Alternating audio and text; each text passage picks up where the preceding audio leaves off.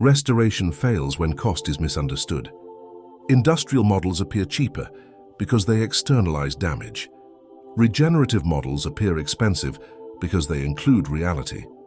Let's compare them. Industrial agriculture relies on recurring inputs: synthetic fertilizer, pesticides, heavy machinery, fuel debt. Costs repeat every season. Soil degrades, yields plateau, inputs increase. The system survives by constant financial pressure. Regenerative systems behave differently. Initial costs exist, planning matters. Transitions take time, but inputs decline instead of rising. Seeds replace chemicals, biology replaces machinery.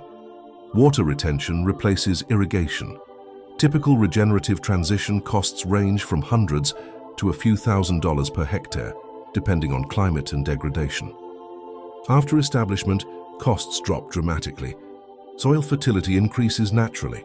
Water efficiency improves. Pest pressure declines through diversity. Over time, regenerative land becomes cheaper to maintain than degraded land. The real cost difference appears after 10 years. Industrial systems accumulate debt. Regenerative systems accumulate resilience. This is why restoration scales poorly in spreadsheets, but succeeds in landscapes. Short-term accounting hides long-term collapse. True costing includes flood prevention, drought resistance, food stability, carbon storage, employment. When those are included, regeneration is not expensive. It is discounted infrastructure. Earth restoration is not a financial burden. It is a cost correction.